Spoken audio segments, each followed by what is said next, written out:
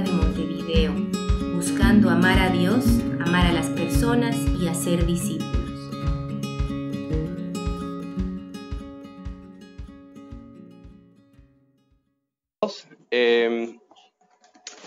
Una de las cosas que valoramos mucho como iglesia y que Sergio explicaba un poco la semana pasada es que como iglesia tomamos muy en serio la predicación de la palabra, ¿no? De poder abrir la Biblia y estudiarla juntos, ¿no? Y poder ver la profundidad de lo que dice, ¿no? Y bueno, las últimas semanas hemos estado haciendo un estudio, una serie en el libro de Eclesiastés. Lo terminamos la semana pasada y hoy vamos a empezar una nueva serie que es en el libro de Efesios. Y entonces estoy muy, muy feliz, muy emocionado de poder hacer esto con ustedes. Efesios es interesante porque es uno de los libros más cortitos en toda la Biblia, ¿no? Solo son 6 capítulos. Probablemente si ustedes lo leen de principio a final, no les tomaría más de 20 minutos, ¿no? Y entonces alguien podría mirar un libro tan pequeño y llegar a la conclusión de que es un libro que no es muy importante, un libro así que podrías sacarlo de la Biblia y no importaría. Pero en realidad estaríamos muy equivocados si pensamos eso, ¿no? El libro de Efesios, aunque es muy, muy corto, muy breve, es uno de los documentos más importantes en toda la historia del universo. De verdad, es un libro increíble. Y entonces creo que será de mucho beneficio para nosotros como iglesia. Y estaba pensando algunas de las razones por las que creo que este libro va a ser bueno para nosotros como iglesia, de poder estudiar juntos, ¿no? Y quería dar algunas de esas razones.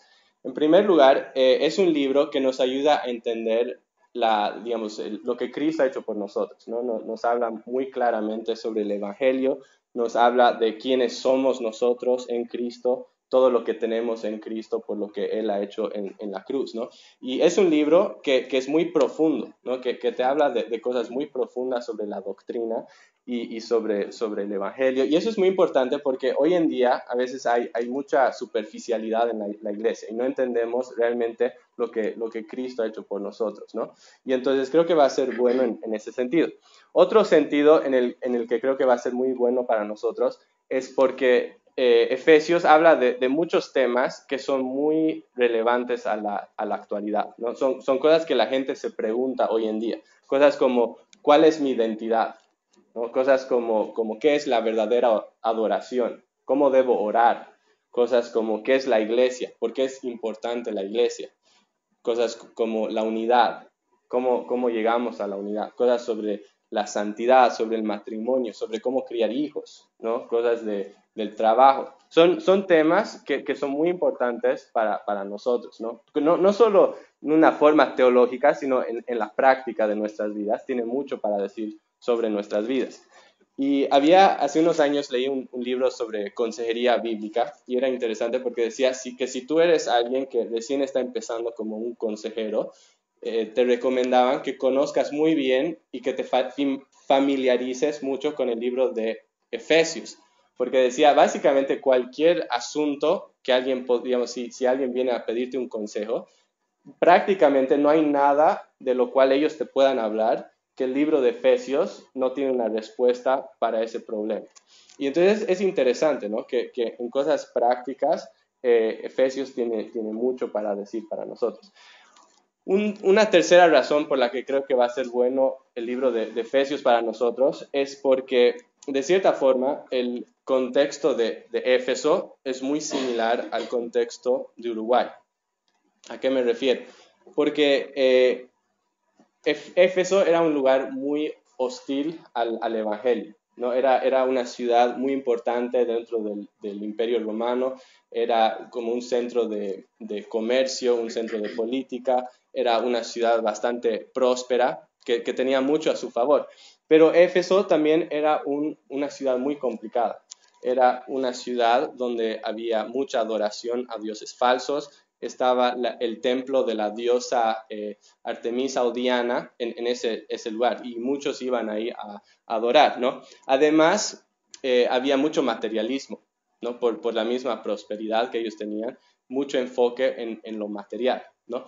Y dentro de todo era un ambiente muy resistente al Evangelio, ¿no? Muy parecido tal vez a Uruguay, que es muy resistente al Evangelio. Y solo para darles un ejemplo de cómo eran resistentes al Evangelio, en Hechos habla de una vez que Pablo estaba predicando ahí y que los comerciantes se daban cuenta que cuando la gente se volvía cristiana, dejaban de comprar los ídolos y las cosas que estos comerciantes vendían, ¿no? Y entonces ellos se sentían amenazados. Decían, si la gente se empieza a convertir en cristianos, van a dejar de comprar lo que nosotros vendemos. Entonces armaron toda una revuelta en la ciudad y prácticamente, o sea, querían eliminar a Pablo, ¿no? Si lo hubieran agarrado, lo hubieran matado, ¿no? Entonces había mucha resistencia al Evangelio, mucha resistencia a lo que Pablo estaba haciendo, ¿no? Pero sin embargo, lo que es increíble de toda esa historia es que si vemos, a pesar de esa resistencia, Dios logró establecer una iglesia en Éfeso que fue muy fuerte y gracias a lo que Dios hizo en esa ciudad, muchas otras ciudades también llegaron a conocer de Cristo, ¿no? Y entonces eso es algo que me anima mucho a mí y que creo que debería animarles a ustedes, que ese mismo Dios que hizo eso en Éfeso puede hacer eso en un lugar como Uruguay, ¿no? A pesar de que hayan muchos desafíos. Y una cuarta razón por la que creo que va a ser bueno estudiar Efesios es porque muchas vidas han sido transformadas por este libro. Y entonces yo tengo esa misma esperanza que Dios puede transformar nuestras vidas, ¿no? Al estudiar su palabra. Entonces, esas son algunas razones, creo que podríamos dar más, pero no voy a seguir dando más razones. Lo que quería hacer hoy es hacer una introducción al libro de Efesios y solo vamos a leer los primeros 2 versículos y eso nos va a ayudar a entrar un poco al contexto de lo que Pablo está diciendo aquí. Entonces, si tienen sus Biblias, Efesios 1, versículos 1 y 2. Dice, Pablo, apóstol de Jesucristo por la voluntad de Dios, a los santos y fieles en Cristo Jesús que están en Éfeso. Gracia y paz a vosotros de Dios nuestro Padre y del Señor Jesucristo. Padre, te damos gracias por esta mañana, por esta oportunidad de poder reunirnos alrededor de tu palabra. Y Padre, oramos que las cosas que no entendemos de tu palabra, que tú nos ayudes a entender, que nos abras los ojos espirituales para poder entender las riquezas del Evangelio. Y Padre, oramos también que las cosas que no somos, Señor, que tú nos hagas, que tú nos transformes por medio de tu palabra. Te lo pedimos en el nombre de Jesús. Amén.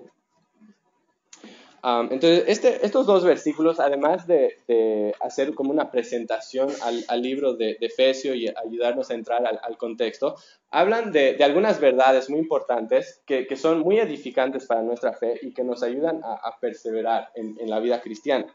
La primera verdad que quería resaltar aquí tiene que ver con la persona que Dios usó para escribir esta carta. Y si se fijan en el versículo 1, esa persona fue Pablo, el apóstol Pablo. ¿Para qué sabemos de Pablo? ¿Qué sabemos acerca de este hombre? Sabemos que, leyendo el libro de Hechos, que este hombre era uno de los principales oponentes del cristianismo, era un perseguidor de la iglesia. Si se imaginan, hoy en día el país donde hay más persecución contra los cristianos es Corea del Norte, ¿no? Hay una organización que hace los rankings de países con más persecución y ese país es Corea del Norte. Entonces, en ese país hay un gobernante que odia el cristianismo y que toma todas las oportunidades que tiene para aplastar el cristianismo, para encarcelar a cristianos y para destrozar eso, ¿ok? Lo que tenemos que entender es que Pablo era igual que ese hombre. Pablo era exactamente lo mismo, ¿no? Él era un perseguidor, él era un opresor, él incluso era un asesino. Gracias a él, cristianos murieron, ¿no? Era un hombre muy malo. Su meta en la vida era destruir el cristianismo, aplastar el cristianismo, destruir a todos los que seguían a Cristo, ¿no? Pero también la Biblia nos habla que todo eso cambió un día mientras él estaba yendo camino a Damasco, ¿no? El Cristo resucitado se le apareció en el camino, le reprendió por lo que estaba haciendo, le corrigió y le mostró la verdad. Y desde ese día, Pablo nunca volvió a ser el mismo hombre. Pablo cambió de una forma radical. Ese hombre que tenía como misión de su vida destruir el cristianismo y a los cristianos, empezó a predicar a Cristo en cada lugar, en cada oportunidad, ¿no? Él se volvió un hombre que amaba a Cristo de todo corazón y un hombre que servía a Jesús sin reservas. ¿No? Fue un cambio de 180 grados. Y un poco después Dios también le dio una tarea, ¿no? Que era la tarea de poder llevar esas buenas noticias de Jesús a los gentiles. Los gentiles son todos los que no son judíos, ¿no? Entonces Dios le dio esa tarea de llevar el evangelio, llevar las buenas noticias a todos esos lugares que no conocían de Jesús. Y Hechos nos habla de cómo Pablo hizo eso, que él habla de 3 viajes misioneros donde él iba a diferentes partes del Imperio Romano, predicaba acerca de Jesús, establecía iglesias y hacía esa obra, ¿no? Y entonces es interesante ver ese contraste, ¿no? Como un hombre que estaba tan opuesto a Jesús se volvió uno de los más grandes defensores del Evangelio, ¿no? Cómo hubo un cambio tan radical. Que si nos ponemos a pensar, de todas las personas, todos los misioneros que han existido en la historia del cristianismo, Pablo es el más grande. Miles y miles y millones de personas conocen a Cristo gracias a lo que Pablo hizo. Entonces fue un instrumento muy importante. Ahora la pregunta es, esa es la historia de Pablo, ¿qué aprendemos de esa historia? ¿Qué tiene que ver esa historia con nosotros? Y hay muchas cosas que podemos aprender. Una de las cosas que aprendemos es que cuando una persona tiene un encuentro personal, real con Jesús, esa persona nunca queda igual. Cuando Cristo viene a una vida, no deja esa vida igual, la cambia radicalmente.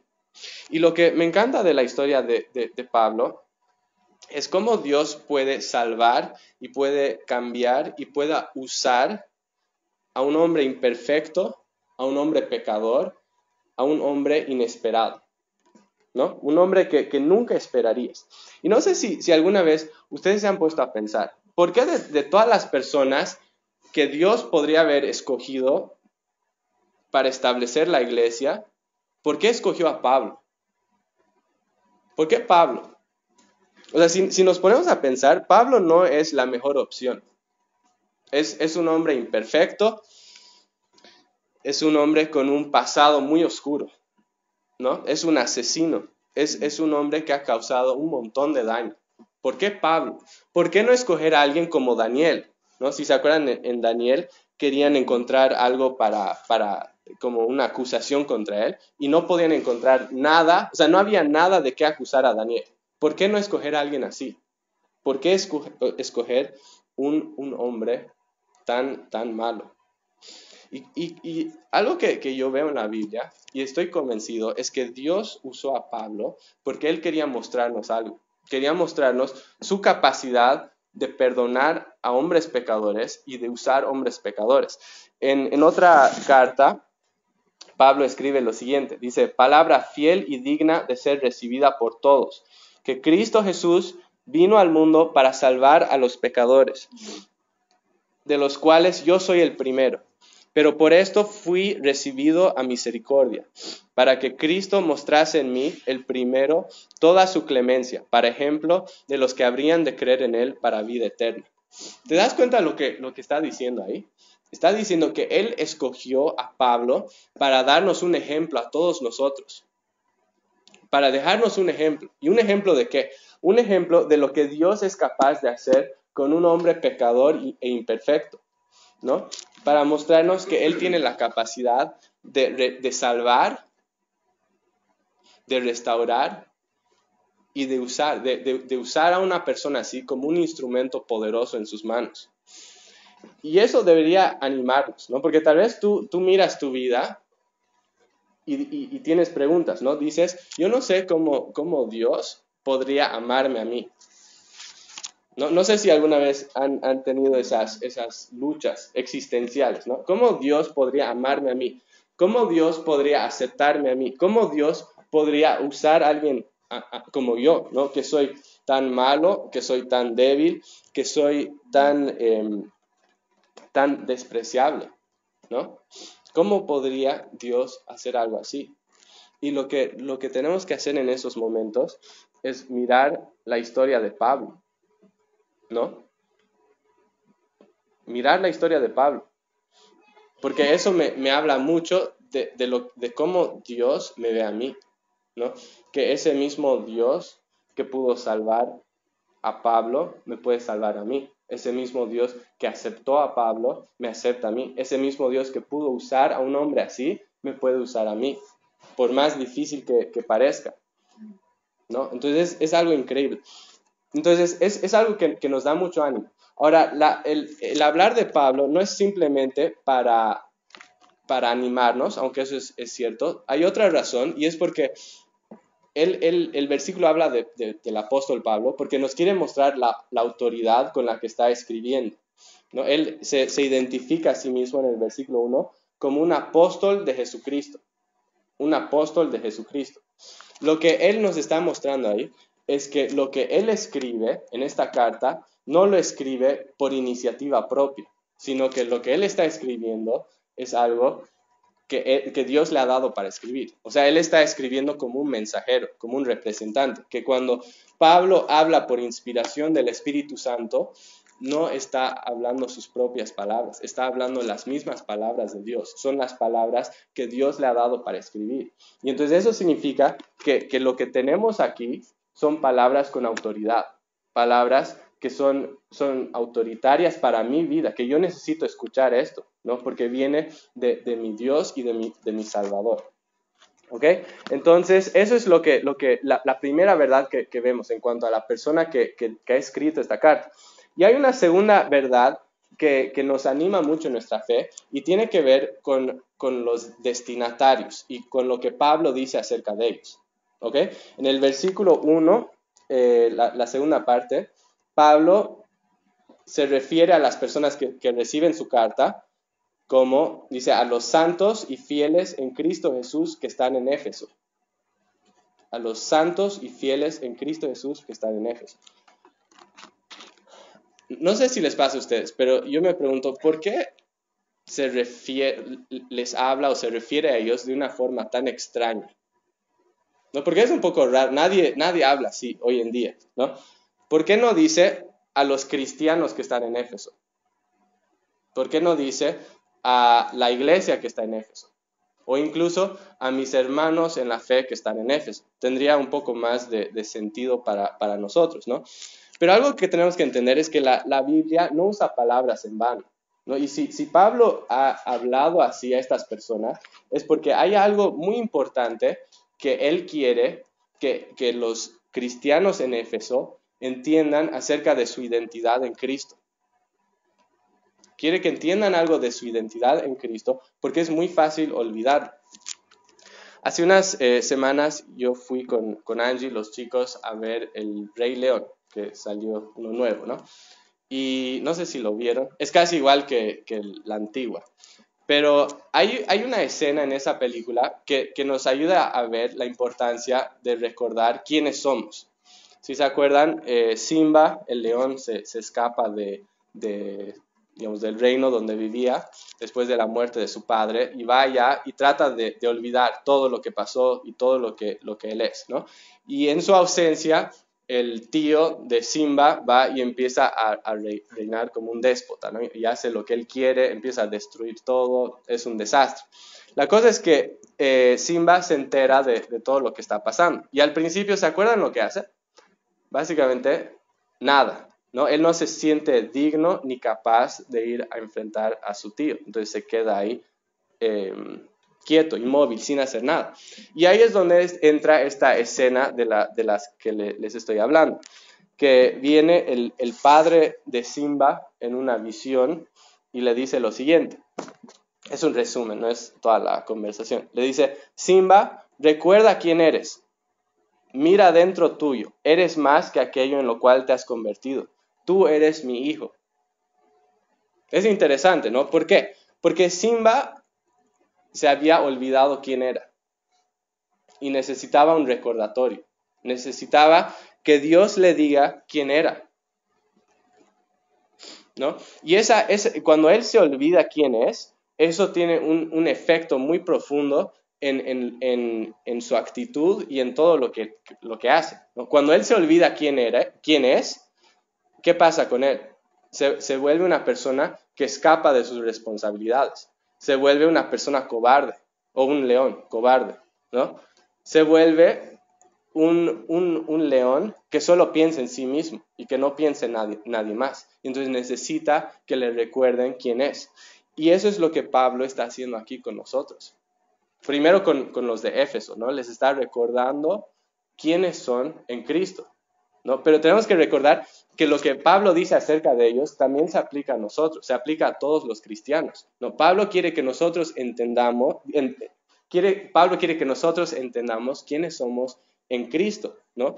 Porque cuando nosotros nos olvidamos quiénes somos en Cristo, eso tiene efectos devastadores en nuestras vidas. Afecta cómo nos relacionamos con Dios, afecta cómo vemos la vida, afecta cómo nos comportamos, afecta todo. Y entonces necesitamos constantemente recordar quiénes somos en Cristo. Y entonces él habla de dos cosas que son reales de todo cristiano. En el versículo 1 dice que somos santos y fieles en Cristo. Entonces, ¿qué significa eso? Primero, somos santos. Somos santos. Es interesante eso, ¿no? No sé si te llama la atención eso. Que si tú verdaderamente eres hijo de Dios, eres santo. O sea, podríamos llamar San Sergio, San Andrés, San Angie. O sea, podríamos ir y decir San su nombre. Ahora, yo no sé si eso les parece raro, pero va un poco en contra de lo que estamos acostumbrados a escuchar.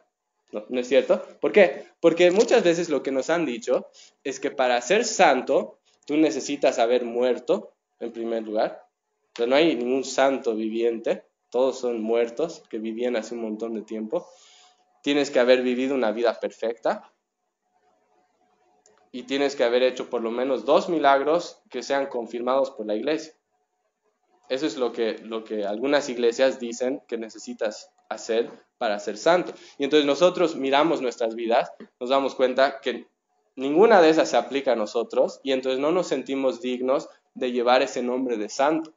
Pero lo que es fascinante es que cuando miramos el Nuevo Testamento, vemos que esa palabra santo es la que se usaba muy comúnmente para referirse a un cristiano común y corriente. Si tú eres cristiano, tú eres santo. Ese es lo que te identifica. Si tú eres cristiano, eres santo, ¿no? Entonces, ahora, ¿qué implica eso? Básicamente implica que somos puros y que somos aceptables delante de Dios.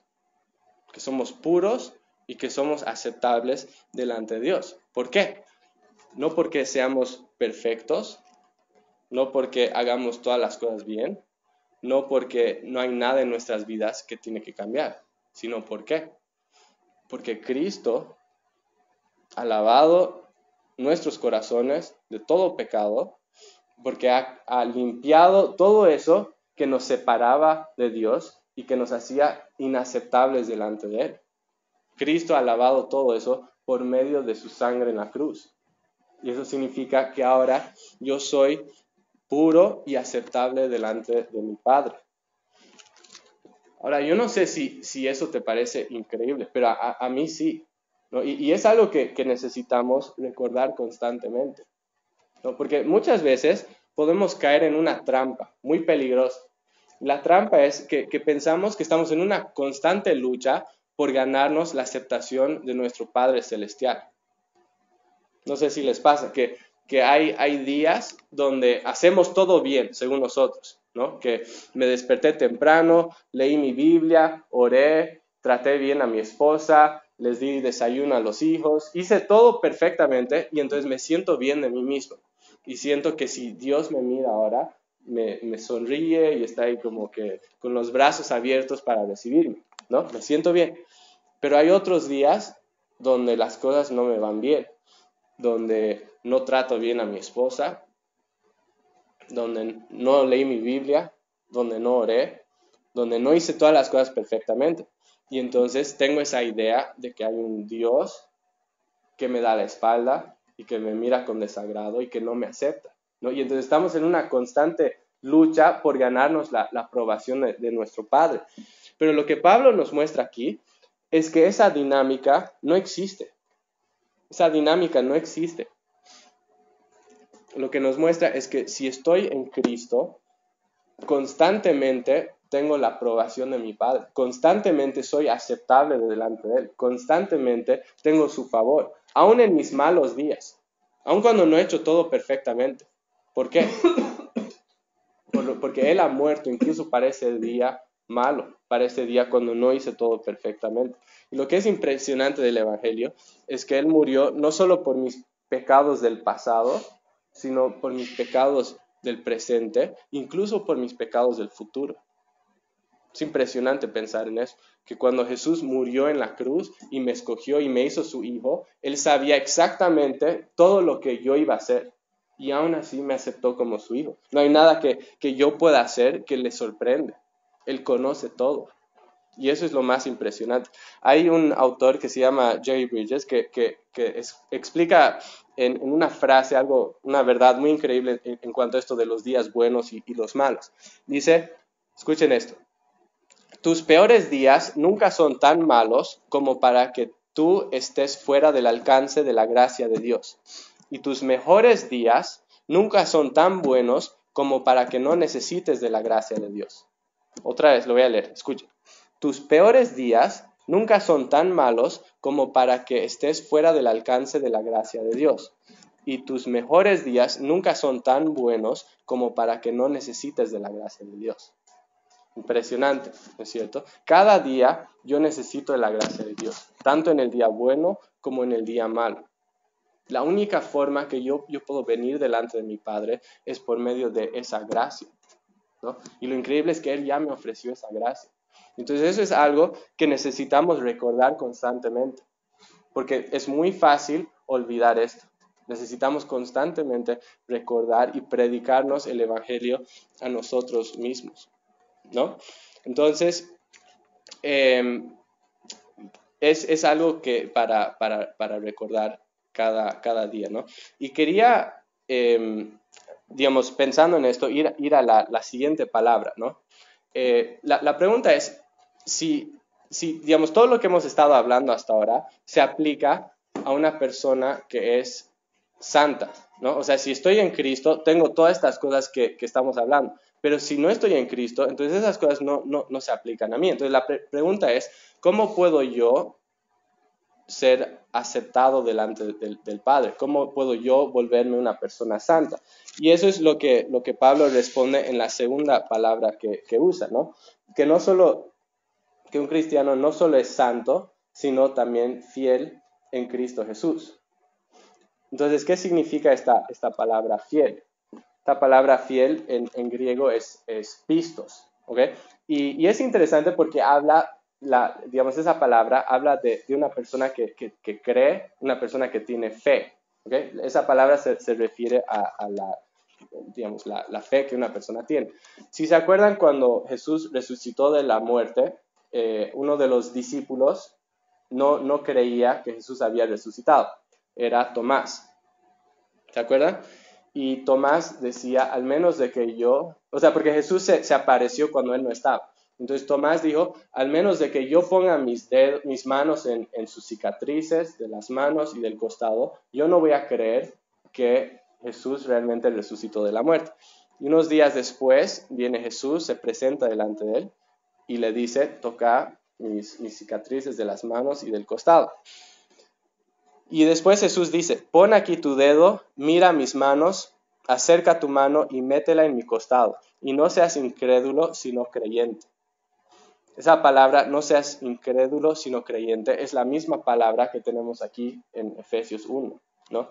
Esa palabra fiel se está refiriendo a la fe, ¿no? Al creer en Jesús. Entonces lo que nos está mostrando es que la forma que yo me vuelvo santo es por medio de la fe, por medio de creer en Jesús, por medio de confiar en Él como mi Señor y mi Salvador. Y por eso es que un creyente es santo y también es fiel. Es santo y también una persona fiel o alguien creyente, ¿no? Y entonces eso, pensando nuevamente, eso es mi identidad. Eso es quien yo soy, ¿no? Y así como es peligroso que Simba olvide eso, es peligroso que nosotros olvidemos eso. Eso es tu identidad. No olvides quién eres. Eres santo y eres fiel si estás en Cristo. No es algo por virtud propia, es algo que tenemos solo porque estamos en Cristo y unidos a Cristo. Entonces, después de hablar de esa identidad, Pablo da un breve saludo en el versículo 2 y dice: gracia y paz a vosotros, de Dios nuestro Padre y del Señor Jesucristo. La gracia de Dios es básicamente un favor, un regalo que Dios nos da que nosotros no merecemos. Entonces, cuando yo llegué a confiar en Cristo como mi Salvador y Él me salvó, Él me estaba mostrando gracia, me estaba dando algo que yo no merecía, ¿no? Pero lo que es interesante de esa palabra es que la gracia no es simplemente lo que yo necesitaba el día que yo me convertí. Es algo que Dios me da cada día de mi vida, ¿no? Si se ponen a pensar, cada día Dios me da algo que yo no merezco. Entonces, la gracia de Dios no es simplemente lo que me dio el primer día, es lo que me da constantemente, lo que me sostiene en mi fe y lo que me fortalece, ¿no? Y entonces en esta carta lo que Pablo nos muestra es que aún esta carta que él escribe es un medio de gracia, es algo que Dios nos ha dado sin merecerlo para sostener nuestra fe y para traernos paz, es decir, bienestar espiritual, ¿no? Entonces, pensando en todo lo que hemos dicho hoy, en esos 2 versículos, toda esta introducción que Pablo nos dice, al reflexionar en todo esto, quiero que realmente podamos recordar esas cosas que hemos hablado, ¿no? Que Dios es un Dios que tiene la capacidad de tomar un pecador, un hombre como Pablo, de transformarlo por medio de la sangre de Jesucristo y después de sostenernos cada día por su gracia. Ese es nuestro Dios. Y si tú estás en Cristo, todas esas cosas que hemos hablado son ciertas de ti, ¿no? Y es algo que tenemos que constantemente recordar y no olvidar. Y si aún no estás en Cristo y tú miras tu vida y sinceramente puedes decir, yo todavía no he dado ese paso de fe y no he confiado en Cristo de esa forma, lo que es precioso de este pasaje es que Pablo te está diciendo es que tú no estás fuera del alcance de la gracia de Dios. Y así como salvó a un hombre tan lejos, tan lejano y tan perdido como Pablo, Él te puede salvar y te puede traer a sí mismo de la misma forma, ¿no? Y lo único que él pide de nosotros y que también Él produce en nosotros es la fe. Y cuando nosotros confiamos en Él, Él nos da esa gracia también. Les pido que cerremos nuestros ojos y vamos a orar. Padre, te damos gracias porque aún en una introducción a una carta hay tantas cosas que tú nos muestras acerca del Evangelio, acerca de lo que Cristo ha logrado por medio de su muerte y sacrificio y resurrección en la cruz. Padre, te agradecemos que tú nos aceptas, Señor, no por lo que nosotros hacemos, no por lo que nosotros logramos, no porque nosotros tengamos algo para ofrecerte, no porque tú ganas algo en tenernos a nosotros como hijos, sino simplemente porque tú eres un Dios lleno de gracia y de amor y de misericordia. Padre, te damos gracias por estas verdades. Queremos orar que tú nos ayudes a recordar estas verdades, que tú eres un Dios que cambia vidas, que usa hombres imperfectos, pero también que tú eres un Dios que nos acepta, que nos llama santos. Y Señor, oramos que tú nos ayudes a recordar quiénes somos en Cristo, que nos ayudes a no olvidarlo. Señor, que cada día podamos predicarnos el Evangelio a nosotros mismos, que podamos recordar que que tenemos libre acceso a ti por medio de la cruz de Jesucristo. Te agradecemos por este gran sacrificio y lo oramos en el nombre de Jesús. Amén.